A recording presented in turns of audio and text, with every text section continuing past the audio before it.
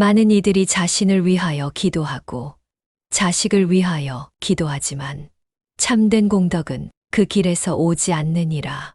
기도를 하되 스스로를 위한 것이 아닌 세상의 모든 고통받는 이들을 위한 기도가 되어야 하느니라.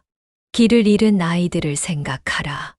의지할 곳 없는 노인을 떠올리라. 줄인 배를 움켜쥐고 힘겹게 숨을 몰아쉬는 이들을 바라보라. 큰 비와 거센 바람의 삶의 터전을 잃고 눈물 짓는 이들을 헤아리라. 그들의 아픔을 너의 마음에 담고 그들을 위하여 기도하라. 그렇게 하는 것이 곧 너의 공덕이 되고 업을 소멸하는 길이 되느니라.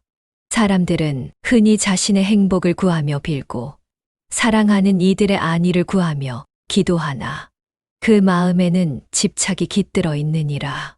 집착에서 벗어나야 참된 기도의 길이 열리느니라. 너의 기도가 남을 위한 것이 될 때 그 선한 마음이 너를 덮고 너를 보호하느니라.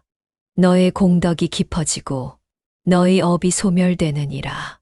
그러므로 진정으로 원하는 것이 있다면 너 자신을 버리고 모든 중생을 위하여 빌어야 하느니라.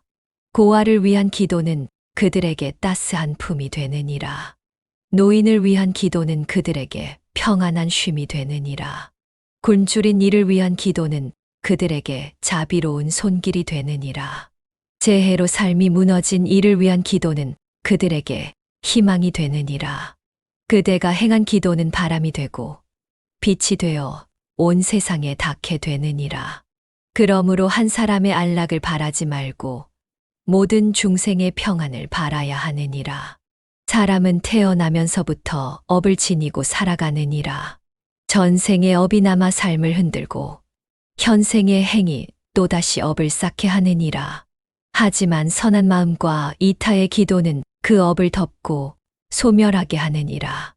내가 행하는 기도가 내 자신을 위한 것이 아니라 다른 이를 위한 것이 될 때 그대의 업장은 점차 사라지고 새로운 길이 열리느니라. 그러나 단지 입으로만 기도한다고 공덕이 쌓이지는 않느니라. 기도의 뜻을 실천해야 하느니라. 한 사람의 고통을 덜어줄 수 있다면 손을 내밀라. 한 사람의 아픔을 감싸줄 수 있다면 가만히 들어주라. 한 사람의 허기를 채울 수 있다면 기꺼이 나누라.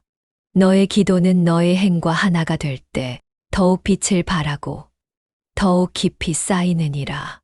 이 세상에는 끝없는 욕망이 가득하니 많은 이들이 자신의 바람을 이루려 기도하느니라. 하지만 욕망이 담긴 기도는 허공에 흩어질 뿐 공덕이 되지 않느니라. 내가 바라는 복이 있다면 남을 위하여 빌라.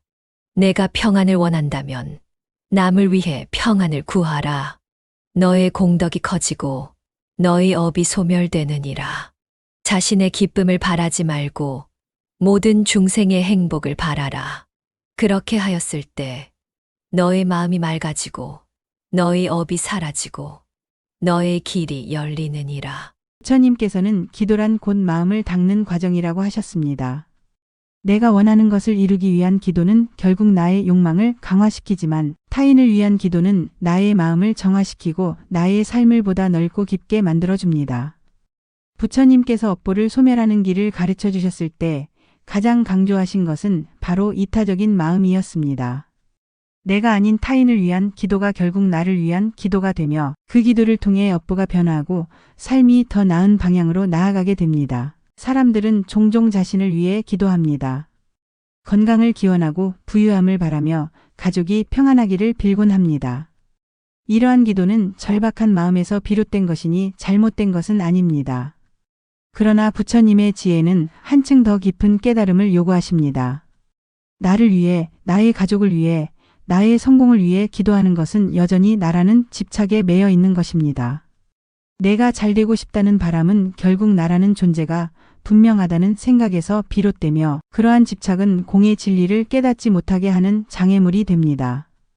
부처님께서는 모든 것은 실체가 없이 인연에 따라 변화한다고 말씀하셨습니다. 한 사람의 삶도 그가 지은 모든 업과 그를 둘러싼 환경의 조화 속에서 이루어지며 결코 홀로 존재할 수 없습니다. 그래서 부처님께서는 기도에 대해서도 깊이 있는 통찰을 전하셨습니다. 나만을 위한 기도는 본래의 목적에서 벗어난 것이며 진정한 기도는 나를 넘어 타인을 향해야 한다고 하셨습니다. 어린아이가 배고픔에 울고 있다면 그 아이를 위해 기도하고 병든 노인이 외로움 속에 있다면 그 노인의 안녕을 기원하는 것이 공덕을 쌓는 길입니다. 타인의 행복을 바라는 마음이 곧 내 마음의 평화를 가져오고 나의 고통을 줄이는 길이 됩니다. 기도라는 것은 결국 마음을 닦는 수행입니다. 그러나 그 기도가 오직 나의 이익을 구하는 것이라면 그것은 오히려 집착을 강화하는 행위가 될 수도 있습니다. 부처님께서는 집착을 버리고 나라는 개념에서 벗어날 때 참된 자유와 평화가 찾아온다고 하셨습니다. 그러므로 기도 역시 나의 욕망을 채우는 것이 아니라 모든 중생이 행복하기를 바라는 마음에서 이루어져야 합니다. 나를 위한 기도는 나에게만 머물러 있지만 타인을 위한 기도는 나를 넘어 세상으로 퍼져나갑니다. 그리고 그 기도의 힘은 결국 나에게도 돌아옵니다. 부처님께서는 연기의 법을 통해 우리 모두가 하나로 연결되어 있다고 가르치셨습니다. 그렇기에 타인을 위한 기도는 결코 남을 위한 것만이 아닙니다. 그것은 내 안에 자비심을 키우고 내 삶을 보다 넓고 깊게 만들어줍니다. 이러한 깨달음을 바탕으로 부처님께서는 나라는 존재에 대한 집착을 내려놓아야 한다고 가르치셨습니다. 나만을 위한 기도, 나만을 위한 행위는 결국 그 집착을 더 깊이 만드는 일이기 때문입니다. 부처님께서는 삶을 살아가면서 참된 지혜를 얻고자 한다면 먼저 이 집착을 버려야 한다고 말씀하셨습니다. 집착이란 마치 단단한 바위처럼 보이지만 실상은 물결에 떠다니는 거품과 같아서 손에 잡으려 하면 사라지고 맙니다. 어떤 사람은 가족과 함께 따뜻한 밥을 먹지만 어떤 사람은 길거리에 앉아 차가운 바람을 맞으며 허기를 달랩니다. 이처럼 세상은 불평등하고 모든 존재가 똑같은 삶을 사는 것은 아닙니다. 그렇기에 부처님께서는 자기 자신만을 위한 기도가 아니라 타인을 위한 기도가 중요하다고 하셨습니다. 만약 누군가가 병들어 괴로워하고 있다면 그 사람의 건강을 기원하는 것이 보살의 길입니다. 만약 누군가가 외로움 속에서 슬퍼하고 있다면 그 사람이 따뜻한 사랑을 받을 수 있도록 마음을 모으는 것이 보살의 행위입니다.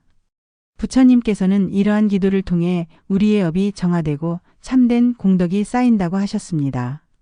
사람들은 흔히 공덕이라는 말을 쉽게 사용하지만 그 의미를 깊이 이해하는 경우는 드뭅니다. 많은 사람들은 공덕을 쌓는 것이 마치 재산을 모으는 것과 같다고 생각합니다. 보시를 하면 복을 얻고 기도를 하면 소원이 이루어지며 선한 행위를 하면 미래에 좋은 결과를 얻을 것이라 믿습니다. 그러나 부처님께서는 공덕이 단순히 복을 얻기 위한 행위가 아니라고 하셨습니다.